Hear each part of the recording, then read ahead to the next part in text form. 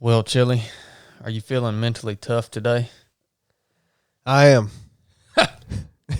This was a good one. Why are you feeling so mentally tough? I mean, I beat you awful lot at PT.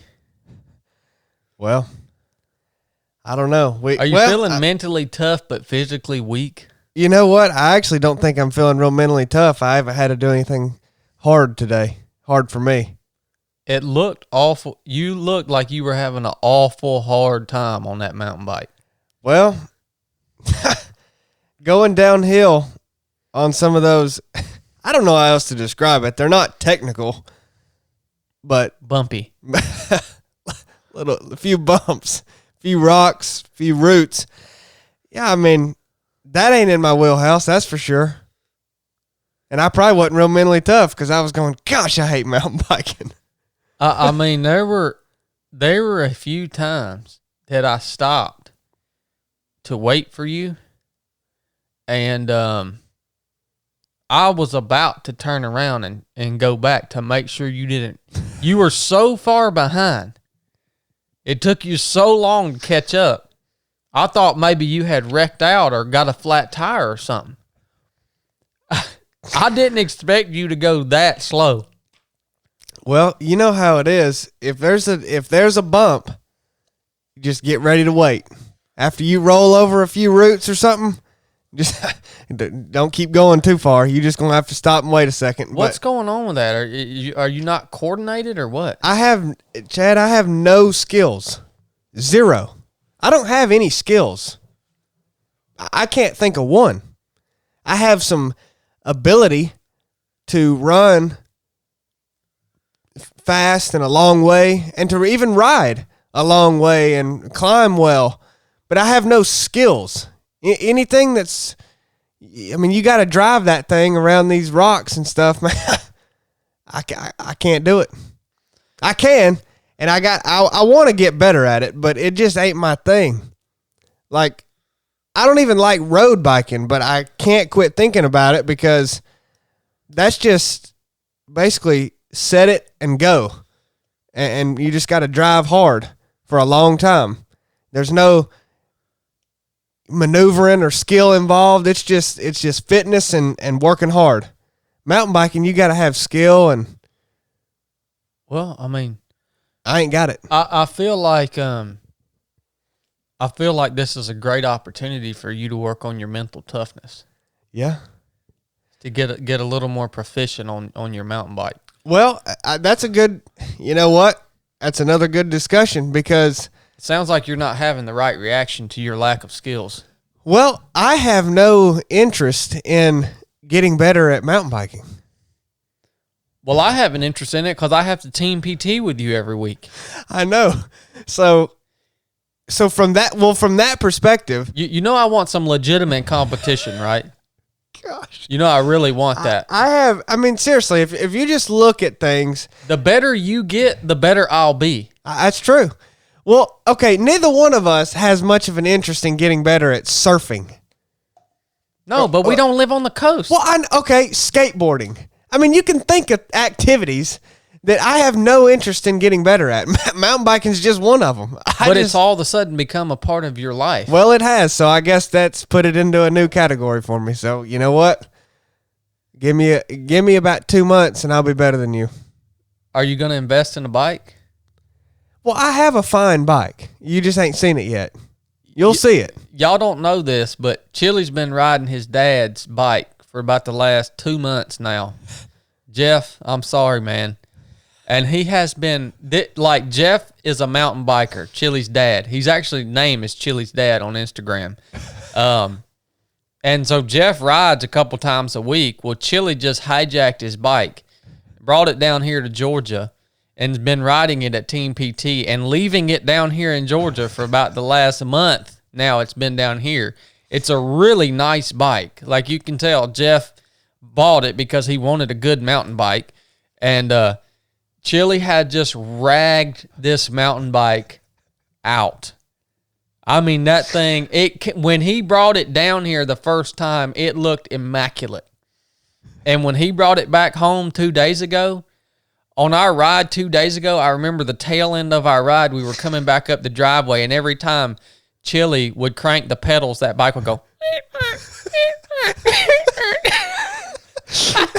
It has been wrecked. It's like it got hit by a bus. Yeah, it has been wrecked and just dogged out so hard with zero maintenance for the last 2 months that I think Jeff, I hope he's revoked your privileges because apparently you have a different bike you're going to be riding. Well, I revoked my own, to be honest with you. I mean, he's cool, man. He don't care. But I told him, I said, I'm sorry. I can't. I don't even feel right about just continuing to ride this unless I can't get any better than this, and not do this to it. So, I mean, he's got an old mountain bike that I'm gonna use now, but I'm not investing in some nice bike like you and Blake just did. I'm not. I have the only time I've ridden a mountain bike in my life was years ago. I mean, more than once, but I'm saying the only period was years and years ago when I was younger. I had a nice little Trek, and I wanted to ride it because my dad was into riding then. And I mean, I did it more than a handful, but not that many times with him. And it just ain't my thing. It ain't my style. And so I got rid of that, and I haven't had a bike for years. And now mountain biking's come back into my life. In a big way. In a big way. A bigger way than I thought. So I've got to make a decision here. But that bike is fine. I'm going to keep using that. And I guess I'm going to have to start going riding on my own. Well, I mean, I don't think you have to ride on your own. I mean, we ride enough that I think if you just change your attitude about it and decide you want to get better at it, I think you'll. And your swimming is also very, very poor. So, me and Chili have different perspectives on fitness. We've talked about this a little bit today. By the way, me and Chili have set up shop as bachelors for a few days. And so we're having all these philosophical conversations, which is what spurred on this podcast. Here in just a minute, we're going to talk about if you can become more mentally tough as a human. We're going to talk about that in a minute. But, yeah, dang, what was I going to say? Well, we've been spending different philosophies on fitness. Yeah. Okay. So my philosophy on fitness, if you want to talk about overall what I value as a fit person, it's that you have the ability to move your body across multiple surfaces, environments, and terrain, using multiple modes of travel. Okay, so I'm talking about overall a picture. My mindset is more, I need to get from here to where I want to go, and no matter what's in between me and there, I can get there efficiently, which means overall fitness is going to incorporate swimming, running, hiking, backpacking, moving weight, overall strength, and then also swimming. Because what do we have? The two surfaces that we have is water and land. You're going to be moving across one of the two. That's why, I think swimming isn't it. Maybe it's just I'm biased because I'm a SEAL and sea, air, and land. That's how we operated as SEALs. We had to be proficient in all those aspects. And then we talk about the modes of travel. That's where the bike comes in. The bike is a legitimate and effective mode of travel. Well, in my opinion. What you're describing here is how to be overall fit, more well-rounded. I don't disagree with much of that, if any. I mean... Is that important, though, as a human being? Yes, but I have spent the last 22 years of my life trying to specialize in running. Yeah. So that's the differences. I mean, I don't disagree that that's needed or that that's how you would do it to be more fit at all. I have chosen, particularly in the last several years, to just focus on getting really good at one thing. And that's what I tried to do. Which I think that is a route. I just wonder, though, if that's the right route because... Well, not for overall fitness. It's certainly not. But, like, I wonder if you became more well-rounded, if you would... I wonder if you would be a better runner. Because you were saying earlier about the... you know some people that have went from ultra running to the kind of the triathlon stuff. Yeah. And then when they came back to running, they were better runners. Well, that's true. So I mean, but I don't know. If you're more well-rounded, are you a better runner? I mean, it seems like the simple answer is no. I mean, it's true that you get better at running primarily by running. You think so? Well, I mean, I would say I know so. Like, if you want to get better at mountain biking, you're going to get better primarily by mountain biking. If you want to get better at swimming, running a lot is not going to directly help you get better at swimming as much as swimming is going to. Mm-hmm. You know what I'm saying? Mm-hmm. But I think someone who runs a ton and never swims versus someone who never runs or swims or does anything, who's going to swim better? The one who runs a lot, right? Neither one of them ever swim, Mm-hmm. but the one who runs a lot is going to be a better swimmer than the person who does nothing. So that's how I think it helps, but I don't think swimming and biking would directly help my running. It would just help me be a more well-rounded athlete, which is a valuable thing, and I want. But it's been difficult to, just decide's not the right word because I made a decision. But I mean, I'm tempted to put on muscle, get. Well, there's another aspect of fitness because you may need to get from here to there, and you may have to swim, you may have to climb, you may have to run, you may find a bike, you may have to ride that thing, but then you also may run into somebody that wants to stop you, and you need to be able to punch them in their freaking face and continue mission. Yeah, a little muscle helps with that.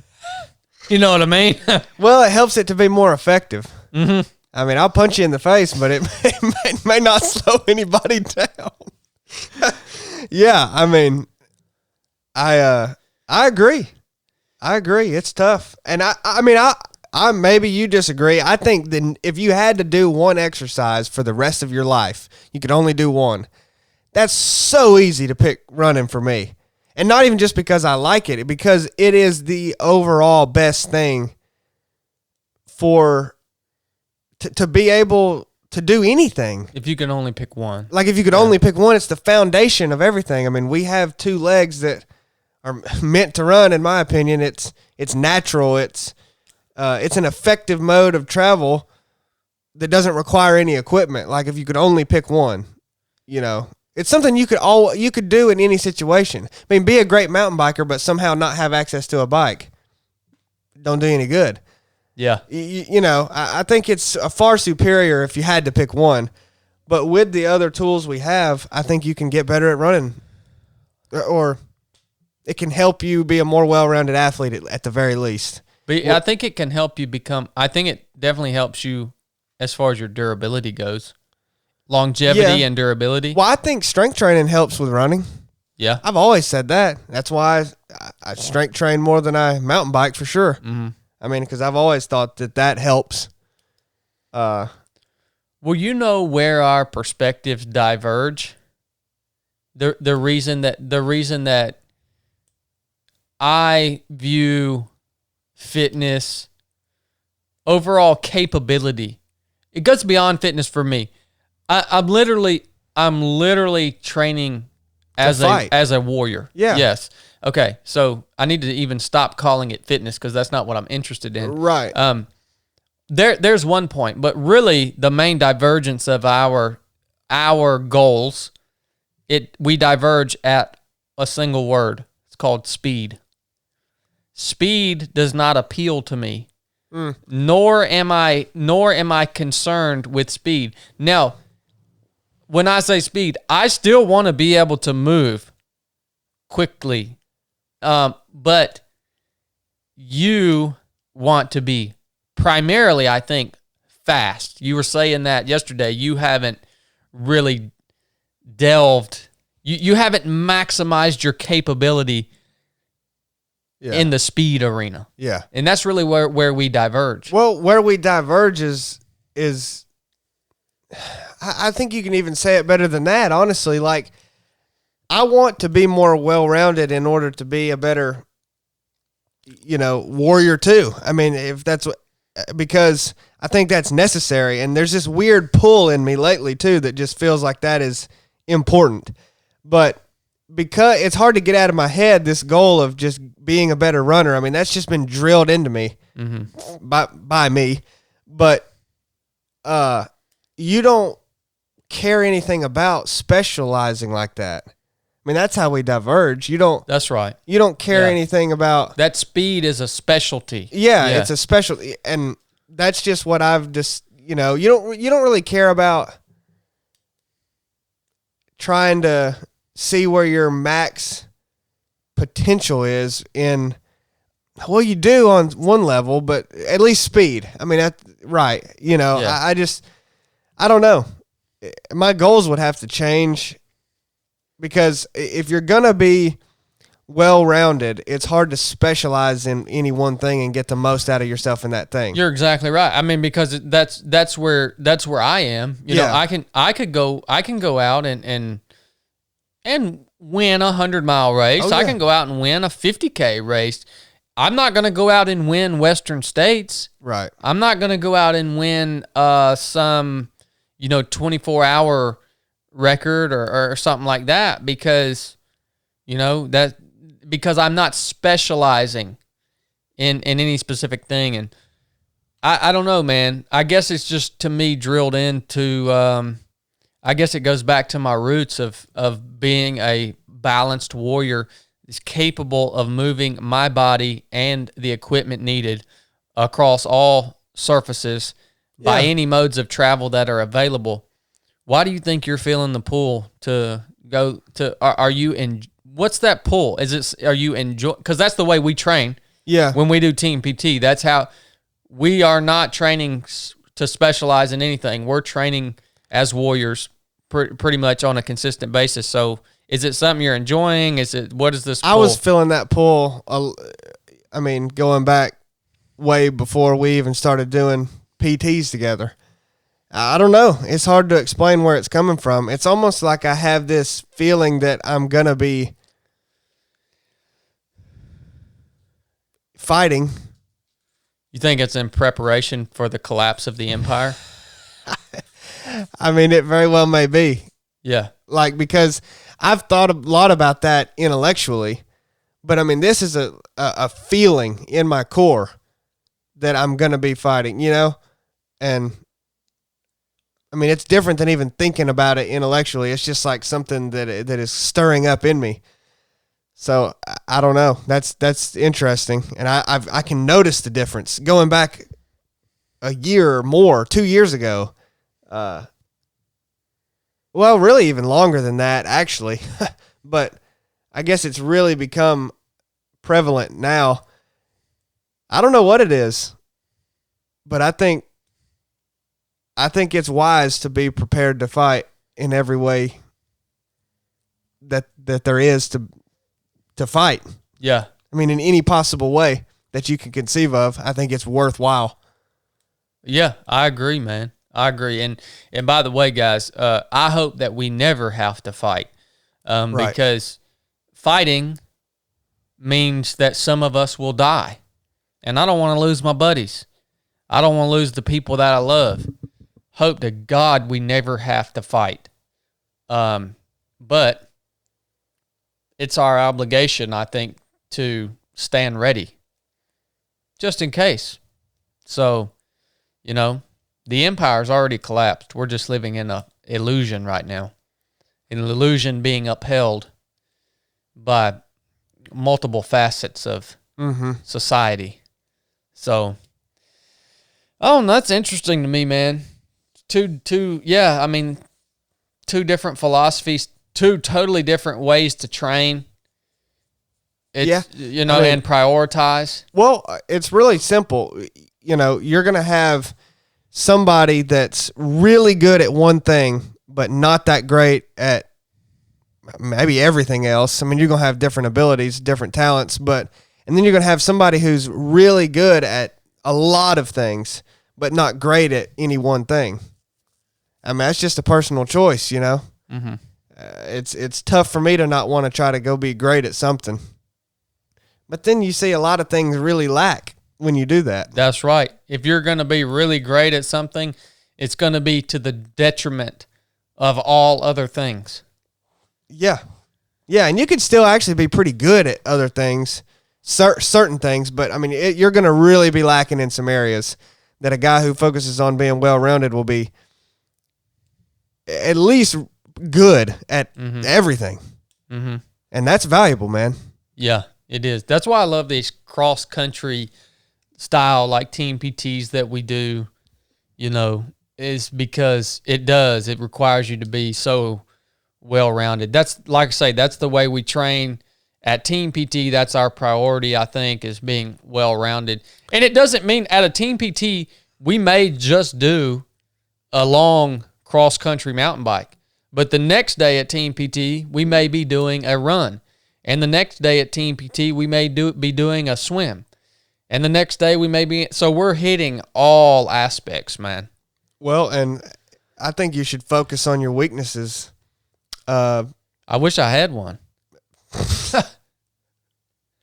I mean, I can't think of where would you say the crap, man? Okay, what would you say? I want you to diagnose my weakness. Well, even if you don't have a weakness in a sense of something that you're like bad at, you could get better. You're better at running than you are swimming right now, I would say. Yeah, but you guys won't push me at swimming. I have to have team members that are going to help me because if I'm just lapping you guys in the pool, I have no incentive to get better at swimming, because I'm like, all right, if we do wind up in a situation where we are a platoon element and we do have to make legitimate movement in order to conduct a mission as a team, I'm just going to be freaking treading water waiting on these guys the whole time anyways. I'm asking you to diagnose my weakness. Well, I mean, I've clearly diagnosed yours. So you're trying to ask, but that's what I said yesterday. You're just trying to ask what are we better at than you are? Because your metric. I'm asking where can I improve as a platoon member at 307 Project? Swimming. I just said it. Yes, you're better than us, but you could still improve. We just have farther to go. I mean, I don't even know. You're asking what are we better at than you is what you're really asking.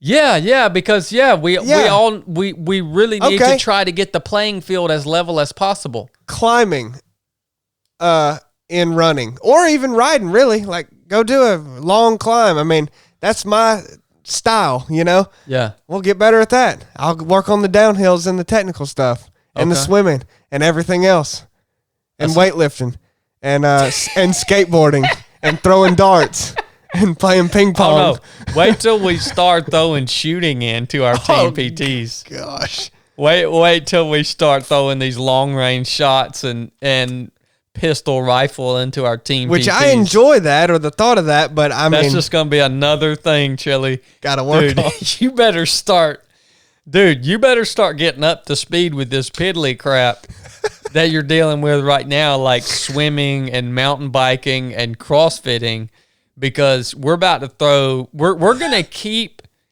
adding dynamics to this team PT. And we should. Yeah. But, even CrossFit, man, if you just do a CrossFit workout that's tailored to your strengths, that don't prove nothing. No, but none of them are. We go to the gym. The CrossFit workout is predetermined. Yeah. That's the valuable part about being a gym member. And there ain't been many that have been tailored to Chili. No, I've never seen one. Me neither. What would a CrossFit workout look like that was tailored to Chili? 10-mile run uphill. Yeah, probably like that would be the WOD. Probably like a big climb. Yeah, just a long climb that was about 30 miles, and you come back and do 10 push-ups. Or pull-ups. You're pretty good at pull-ups. I mean, yeah, I'm not that bad, really, at pull-ups. But, yeah, I mean, like 10 pull-ups, 50K run with 10,000 feet of gain, and then 10 pull-ups. Little circuit. That's Chili's WOD. Oh, my gosh. Ain't nobody doing that one. No, you ain't never going to see that in a CrossFit gym, son. Don't they name their workouts? Oh, yeah. That one's the chili. Shouldn't name it chili. What was that? 10 push-ups? Well, let's do pull-ups. 10 pull-ups. 50K run. 50K and 10 pull-ups. Yep. That's the chili. That's the chili. Dang, boy. Who wants to try that? Well, you got real creative with that one. I can come up with some more, but I think, yeah, that's pretty legit, man. Yeah. All we have to do at the 387 Project 50K is just put a pull-up bar out there, and people can have the option to do the chili. That's true. Let us know. I mean, everybody should let us know if you want to do the chili. You won't just get your first ultra in. You'll get a nice CrossFit workout. You can be the first to do it. That's right. We're all right. We need to get actually, there may be a place out there, a limb or something. Yeah, we'll find one where we can do this. So remind me of this. We're gonna give racers the option to do the chili. All right. That sounds good to me. Okay. That's like a double. If you do the chili, that's like eating a double-decker oatmeal cream pie. Because you're getting a CrossFit workout plus an ultra marathon all in the same day. That's pretty awesome to me. That's pretty legit. And somebody's going to set the world record for the chili. Somebody's going to set the world record for the chili. On September 11th. Well, unless it depends. We got to do the chili one day and establish a time. Well, that's a good point. Everybody to shoot for. We may do that one day before the race. Pretty interesting. Well, dang, we got a little off topic there. Yeah.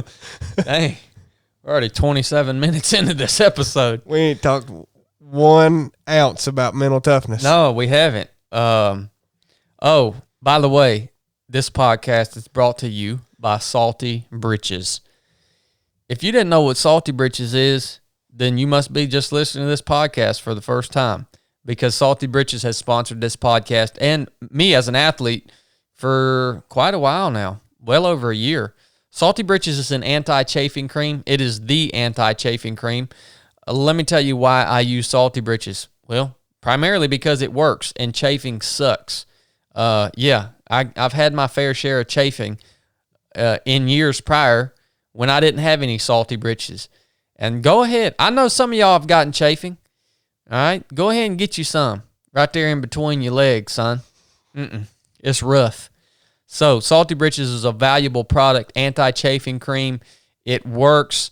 I like to put it on my feet and on all the regular spots that would generally chafe on me and on a long, hot, sweaty, salty run.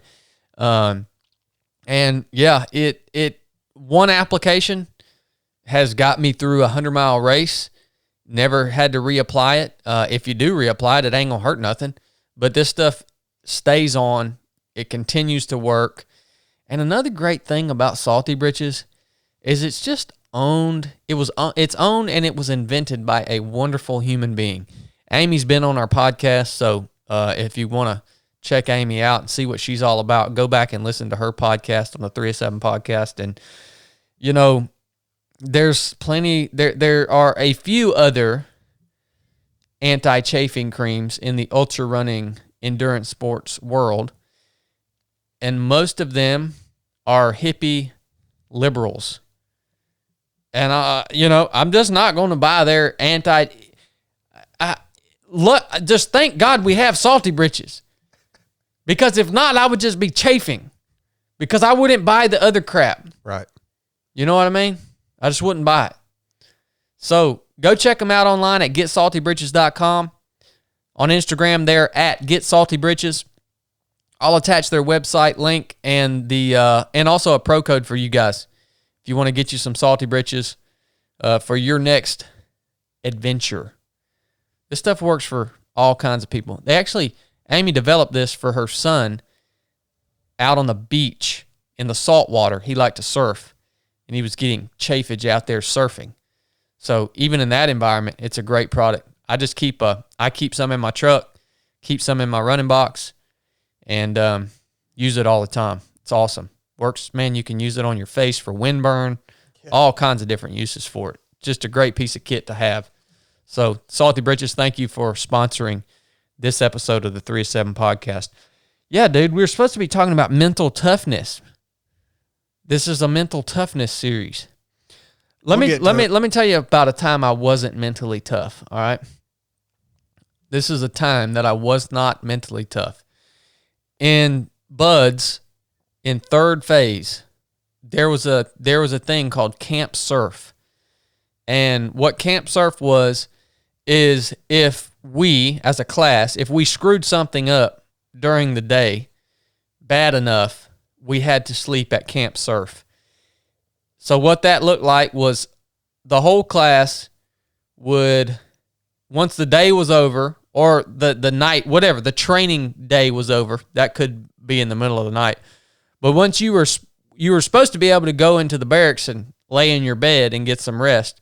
Instead, you went down to the beach in front of the instructor building, which was called the Hell Box. On San Clemente Island, third phase of Buds, the instructors live in the Hell Box. And when the day's over, they all go into the Hell Box, and most of them get hammered drunk and just stay up all night and, do that deal, man. I mean, you're out on an island. They call it the Rock. There's nothing out there but cactus and water. That's it. And so you go to the beach out in front of the Hell Box, and you have to sleep on the beach. But the caveat is, all right, first of all, one caveat, it was November, so it was cold. And every hour on the hour at Camp Surf, an instructor would come out on the back porch of the Hell Box and shoot a flare off in the air. And when that flare went off, every hour on the hour, it went up into the air and illuminated the whole beach. And all of us students had to run down into the surf zone, lay down in the freezing cold water, completely submerge ourselves, get soaking wet, and then we could come back up onto the beach and lay back down on the nice, soft sand until the next hour came around and the next flare popped off. And so you guys can, I hope, have some understanding of how miserable that was. Not only did you not sleep, but you were freezing. You had been working and training all day. You didn't sleep. You were freezing cold, laying on a freezing cold beach that's covered in sand that's sticking to every part of you because you're soaking wet. You never dry out. And that's Camp Surf. Well, one of these times that we had Camp Surf, I told my LPO, class LPO, on the island, you have to post a watch. There's a little, it's just a part of being out there. You have to have somebody on watch all the time. And so, that's a rotating deal. And I told my LPO, I said, look, man, I will stand watch all night long. Because I knew if I could go up there and stand watch, at least I wouldn't sleep at all, but at least I wouldn't have to hit the freaking surf every hour on the hour. And that didn't end up happening. There was already some people that were scheduled to stand watch. But, I was buddies with my LPO, and I thought, maybe he'll hook me up, So that was a time in my life that I'm ashamed of, that I was not very mentally tough. Instead of taking Camp Surf like a man, I was I was beat down and I was not in the mood, and I decided I wanted to at least ask if I could stand watch all night. And it didn't work out anyways. So, Wow. yeah, there's a time that I wasn't very mentally tough, but just figured I've never shared that story with anybody before. And hey, I grew from that. You know what I mean? You look back on that experience and you say, you know what? That wasn't the right, that really wasn't the right thing to do in that moment, knowing that super stressful discomfort was on its way. Well, yeah, I mean, you definitely could have been less mentally tough than you even were. I mean, it's not like that was some huge thing where you tried to quit. Well, I mean, you tried to get out of getting in the water anymore. Yeah. But I wasn't going to quit. I was going to take it if that was my only option. But I mean, looking back at it, it is something that you probably are like, man, I should have just took it, you know? Oh, yeah. Yeah. So even mentally tough people, now at this point in SEAL training, this was the end of SEAL training. Yeah. So like the hard part, what people think is hard, was supposedly over. What you don't understand is your entire career as a SEAL just continuously gets harder. And so even mentally tough people have moments of weakness. Oh, yeah. Well, and to call back to the last episode, mentally tough people are typically not mentally tough about everything. You know, so you'll have moments of weakness and you'll also have some things that you just slap don't want to do and try to avoid at all costs. So, yep. I mean, yeah, it's nobody's a perfect example of being mentally tough and at all times, in all situations, at all things. So that's it, man. Well, as we delve into this topic of how first of all, there's two theories here of this mental toughness. Are you born with it, or is it something that you can achieve at really any stage in life? Mm-hmm. Can you one day wake up and say, you know what? I'm a freaking puss. I want to become more mentally tough. Can you do that? I don't know, man. I really don't. It's so hard to answer that. It sure does seem like you're born with it. In some ways, it seems that. I mean, I don't know. Do you think? I mean, what do you think right off the cuff? So I'm leaning more toward it's something that you can achieve. So I'll make my case for that, and then I want you to give your perspective on that too. And then maybe in the next episode we'll talk through our lives going way back and search out the topic of, is it something you're born with? Because I know that's the way you're leaning. So I don't know if I'm leaning one way or the other. It's tough, man. All right. So if this mental toughness is a decision that we can make at some point in our lives, that we want to become more mentally tough, essentially, how if this is something that we can achieve, how do we achieve it? Like, where do you start? Well, you don't start on Instagram. No. That ain't the place to start. No. That's right. You're exactly right.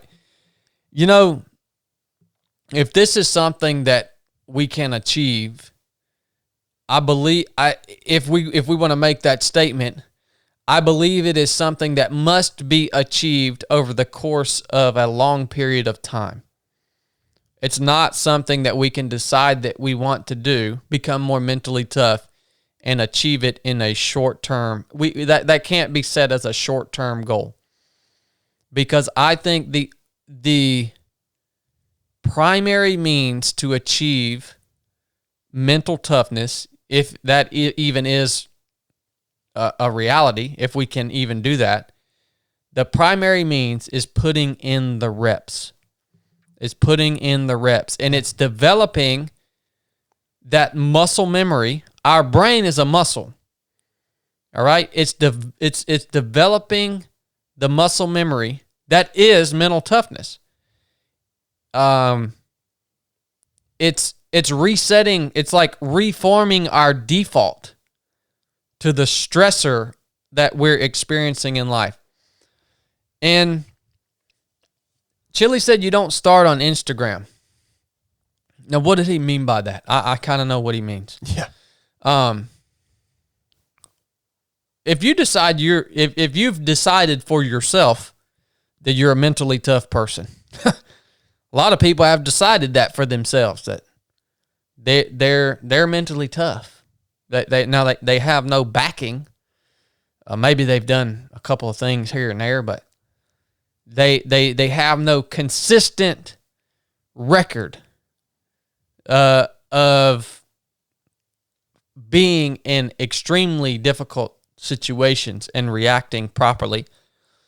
But say you've decided you're mentally tough, or you want to become mentally tough, and you choose to set some goal for yourself that's going to help you get a rep in, or maybe prove that you are mentally tough. You don't go on Instagram and talk about it.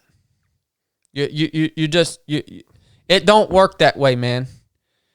We've done an episode about the power. I don't know if we've done one or not, about the power of the spoken word, and how people confuse that, of like, you set some really difficult goal for yourself and you can speak it. You can speak the result into existence. That's not how the power of the spoken word works. Right. You don't go on Instagram and start making these claims,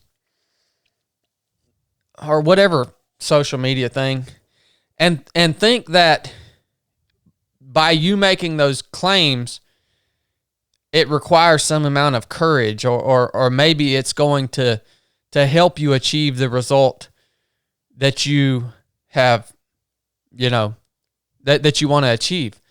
It don't work that way, man. And here's the thing. It requires no courage or no mental toughness.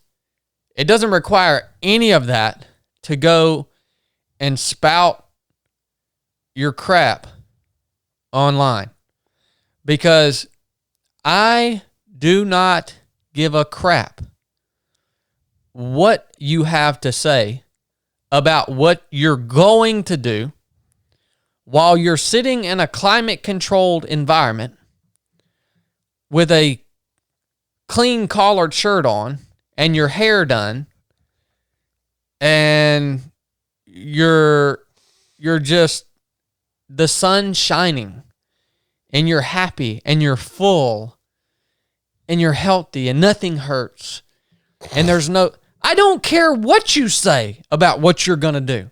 It's meaningless. It's a worthless statement. It doesn't work. Well, really what you're gonna do is worthless, period. Yeah. What you say you're going to do. I mean, do it, then we'll talk.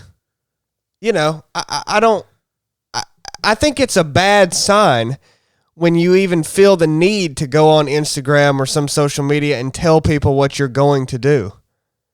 Like in terms of make these bold claims of how it's going to shake out. That's right. That's a bad sign. Now, if you want to go on social media and tell someone that you're going to do a race or something, so that they can follow along and like they know. Well, that's a different. That's different. That's not what we're talking about here, right? Chili hit the nail on the head. It's making these bold claims about goals that you've set for yourself. Yeah, saying of how it's going to turn out. Like, yeah. I don't know how any race that I plan on winning, I don't know that I'm going to win. I can't make a claim on I think it's really foolish and arrogant to say, I'm going to do this at this race. I'm going to win. I'm going to run under this time. I mean, that's in God's hands. I think some people think that, though, that's going to help them on race day. Because, no, those claims that you make in your climate-controlled environment with your clean clothes on and your tummy full of food are not going to help you. No. At all. All right? No. They're not going to help you. If we're going to become mentally tough, our objective is to build this proper reaction to discomfort or stress into the fibers of our being. Our objective should be to make this mentally tough person who we are. Your objective should be, this is who I am going to be. This is, I have to literally, this has to be woven into my soul and spirit. All right?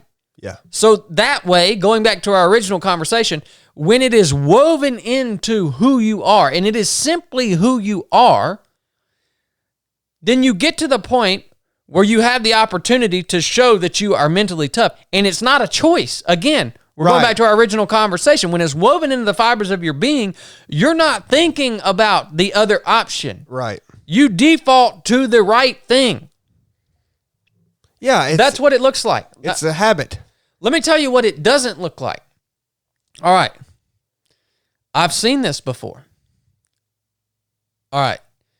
We're trying to be more mentally tough. We're trying to maybe prove to ourselves that we're mentally tough. We're trying to prove that we are who we say we are. What that doesn't look like is you relying on some external motivator to help push you through the hard stuff. Now, that can be music. That can be, okay, I've seen this at a race before. I've seen an individual that's out on a race, and this individual has flashcards with motivational statements or Bible verses or whatever it may be written on the flashcards. And when it gets tough, they have to look at their flashcard. That ain't gonna get you nowhere, man. It just ain't, man. Like, maybe in the very infancy of your journey to become a mentally tough person, that might be required. Like, I was asked a question the other day. I was given a podcast interview, and the person said, the host of the podcast asked me, said, Chad, you have a lot of mantras. Don't die in the chair. Don't give your pain a voice. Be hard when it gets hard. You have a lot of mantras. And he said, do you go to these mantras when things get hard? And I said, no. No, I don't go to those. Those mantras, that is me. I don't go to them. I don't have to say them. I don't have to recall them. I don't have to recite them.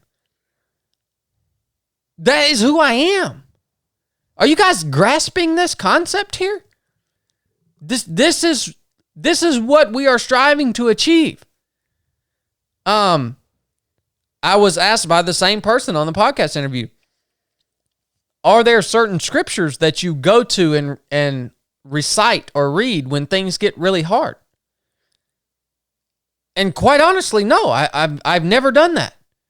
Like, that is me. I am a Christian. I read scripture every day. I know the concepts of scripture. I know what scripture asks of me. And it's who I am. I don't have to go and recite the verse or read the verse in the moment of difficulty. It is the Holy Spirit lives in me. He sustains me. It is me. The mantras don't have to be recalled. They're cool And I think there is, a place in the beginning of your journey that you may need this posted on your mirror in the morning, right? But you want to work your way out of that place to where you need that posted on your mirror in the morning, and you need to look at that in the morning in order to carry out or live out that principle.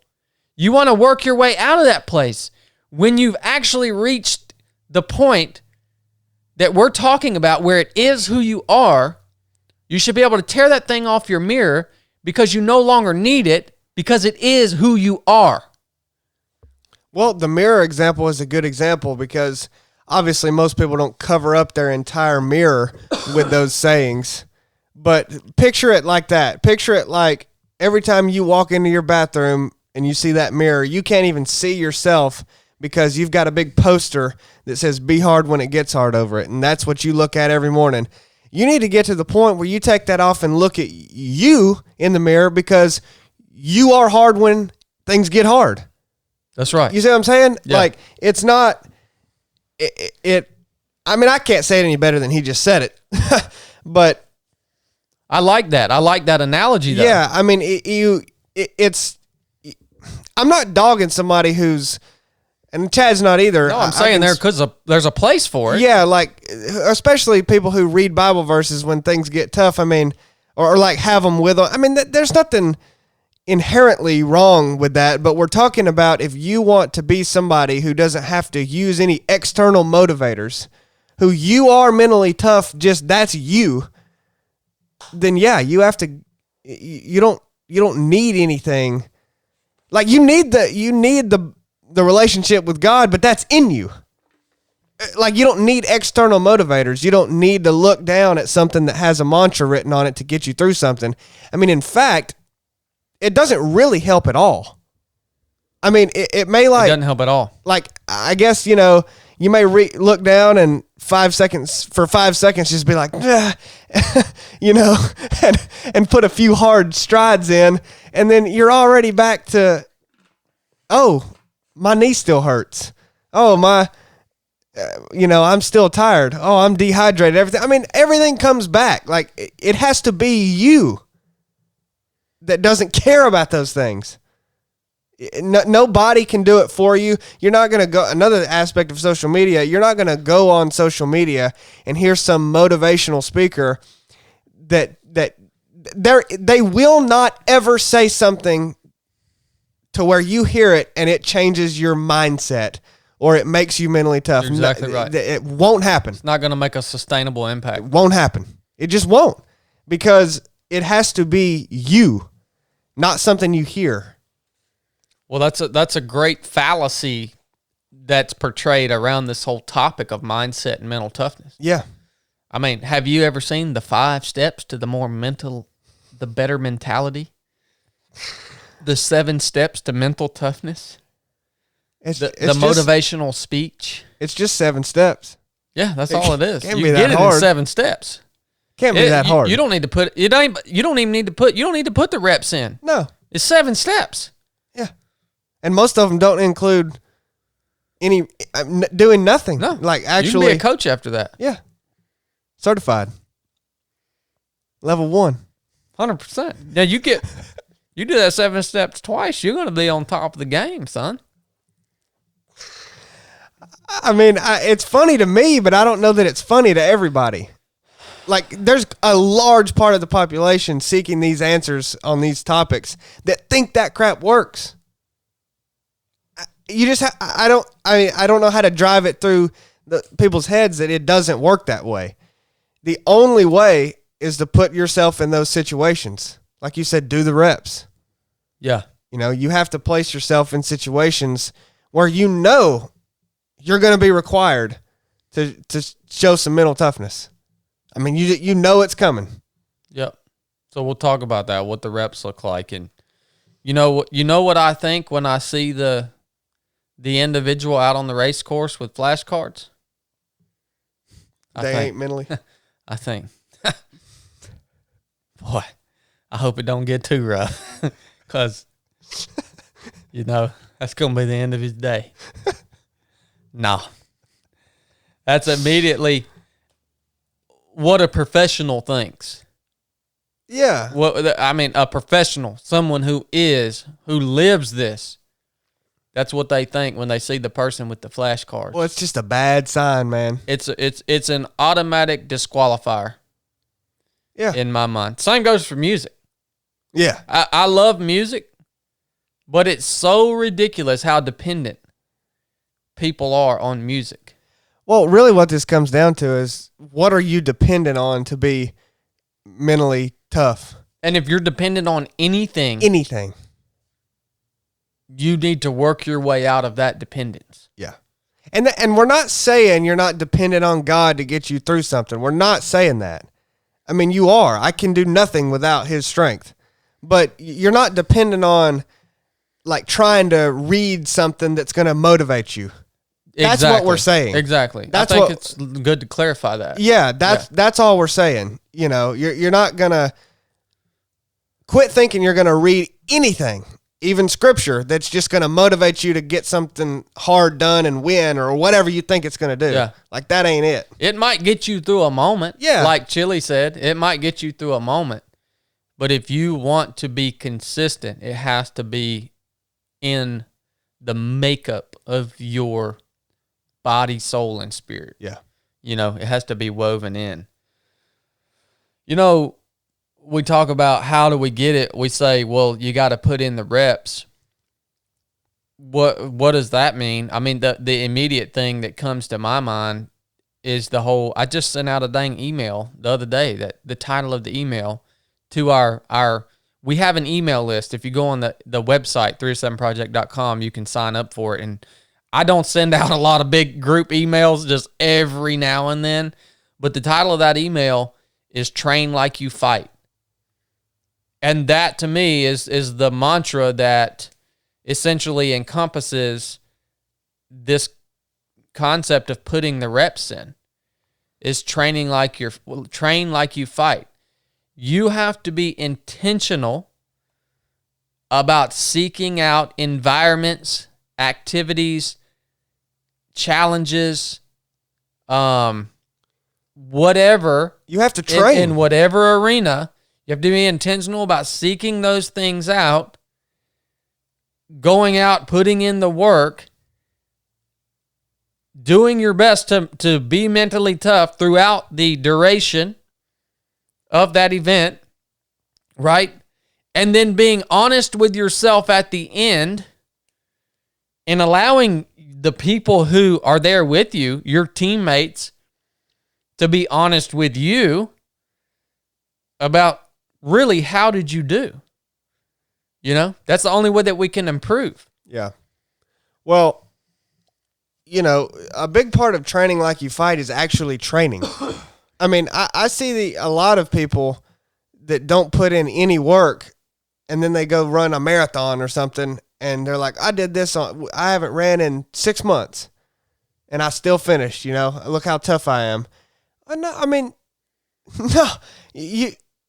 there's so much wrong with that. I mean, you're proud that you didn't come close to your ability in that race. I mean, if you had trained, you would have performed way better.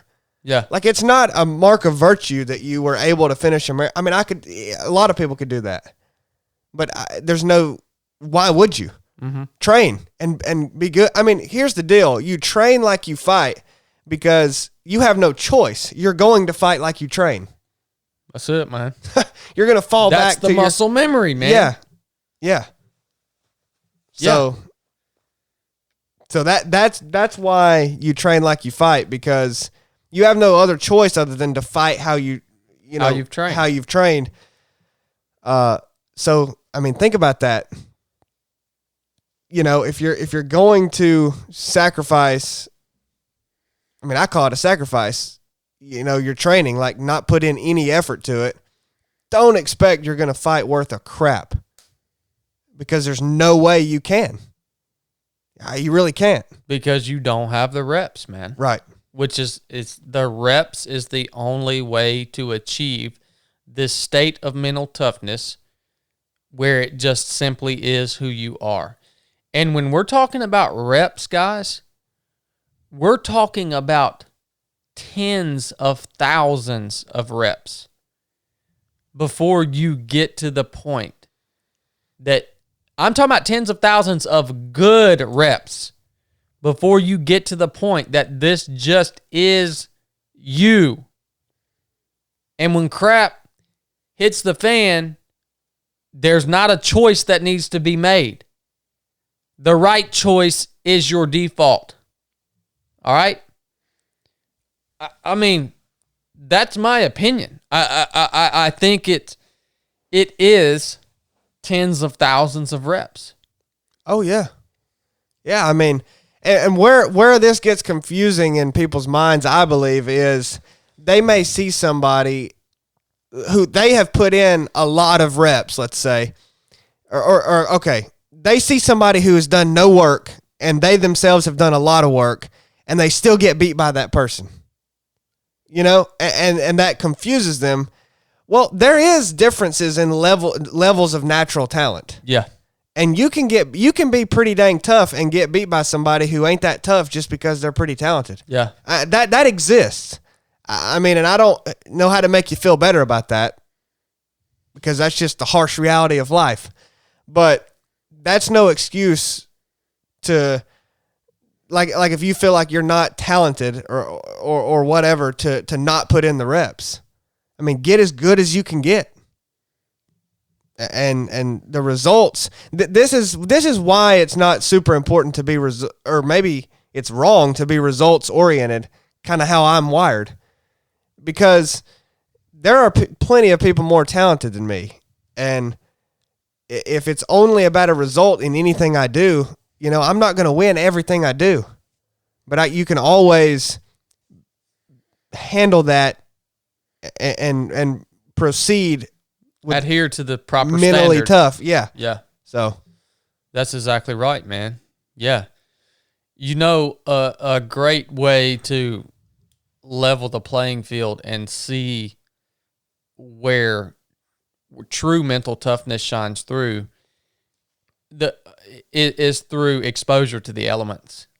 To be totally honest with you, man. That's why that's an interesting thing that you brought up. You talk about the outcome of a race, and maybe you've put in more work, but you got beat by somebody who put in less work but has more natural talent. That's not an indicator of mental toughness there, okay? So understand that is not a gauge. The result aspect is not a gauge.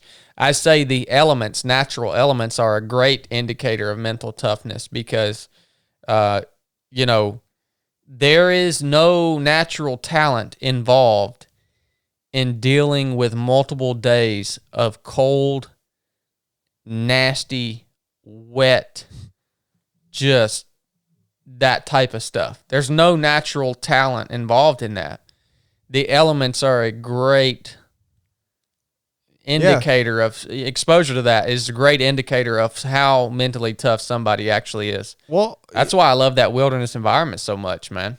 Yeah, and that's why as a training place. That's why I said I think it was the first one we did of this that I prefer every race to be like the crappiest conditions there can be. I mean, I really do because I mean, time goes out the window. I prefer that. I want it to be where you can't even run. It's so slick and muddy. I mean, people fold up like chairs, dude. It's awesome.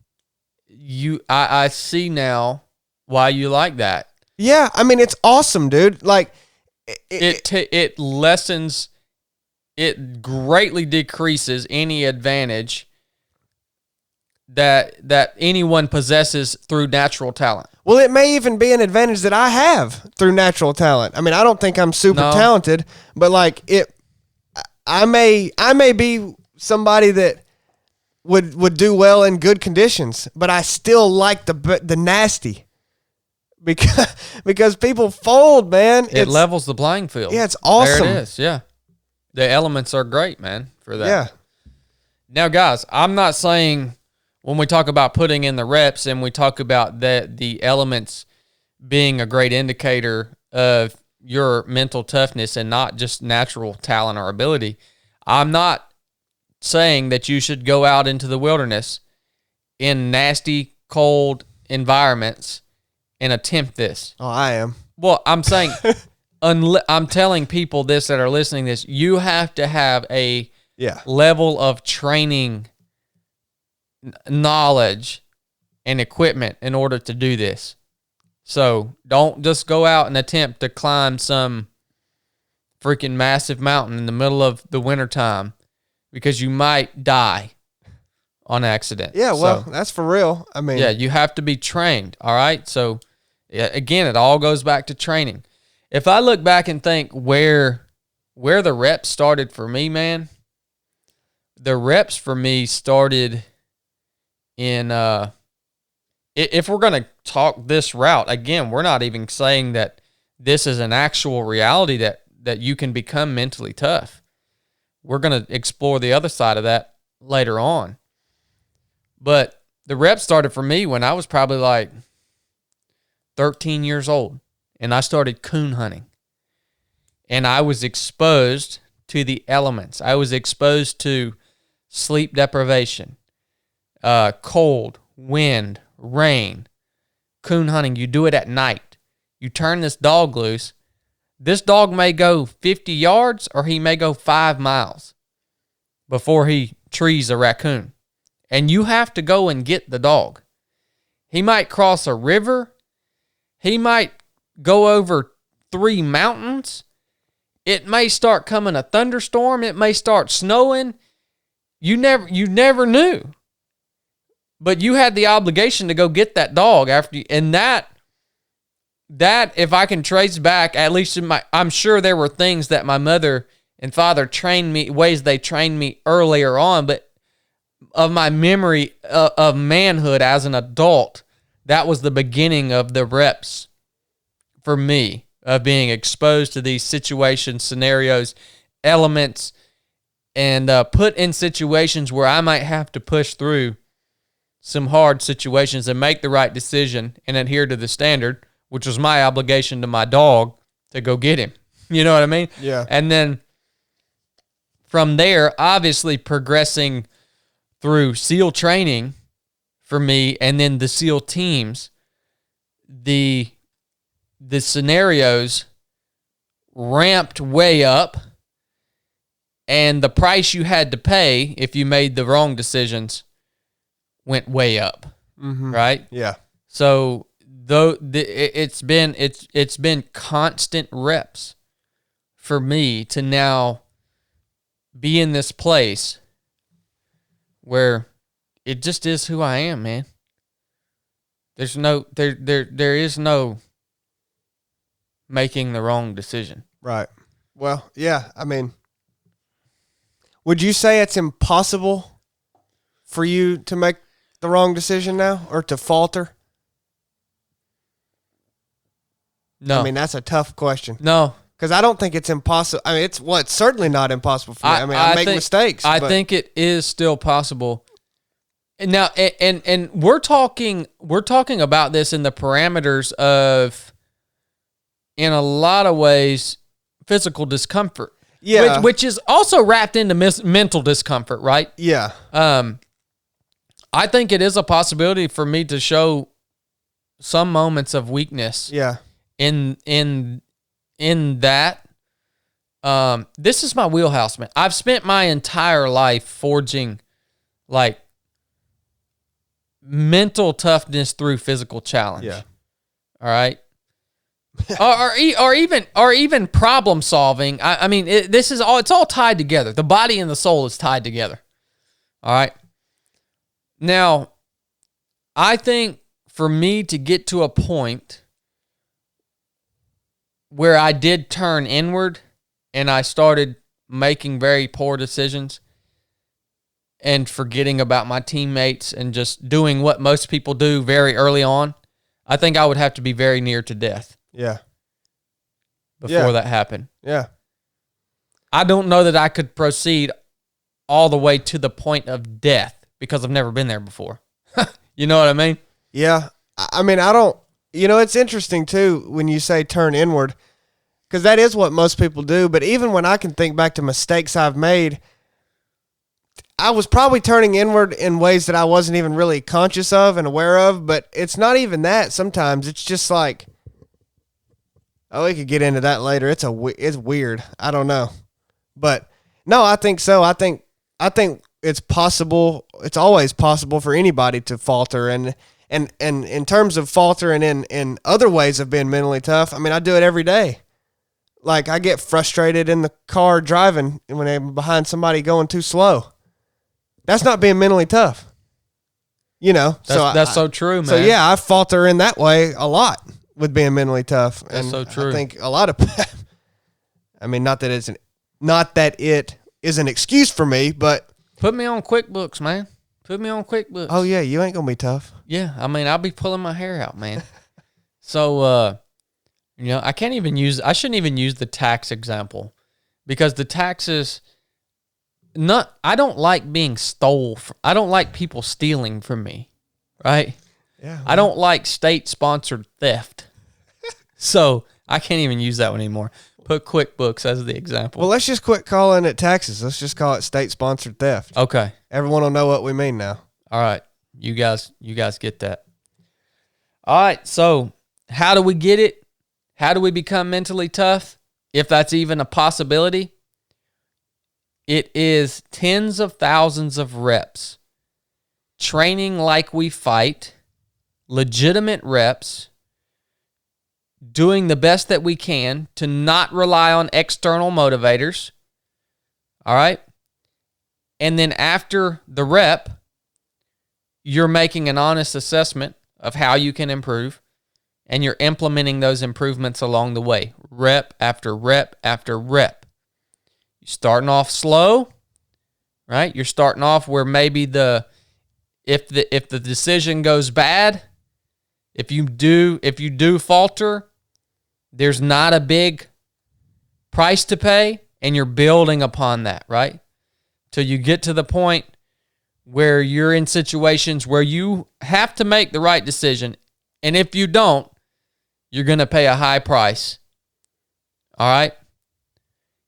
And again, your ultimate goal is to work yourself out of the mindset where you have to have your flashcard or your music or something that you're going to externally in order to guide you in that decision-making process as a mentally tough human being. Reps, man. Years. Not the 7 steps. Well, you know what? Maybe go talk to Tony Robbins, or there's a dozen of them out there. Go talk to them, man. Maybe go take their 7 steps. Mm-hmm. Tell me how it works out for you next time you see me. Well, yeah. I mean, Tony Robbins, he's done a lot of hard stuff, hasn't he? Oh man, hard life, that guy, man. I think he was homeless, and then he wasn't homeless, and now he's got 7 steps. All right, guys. We'll talk about the other side of this on the next episode, because there is, again, an argument about that you just can't develop this through reps. All right? We'll talk about that. And I think we may also talk about mental toughness and faith, and how those two things correlate. Enough said.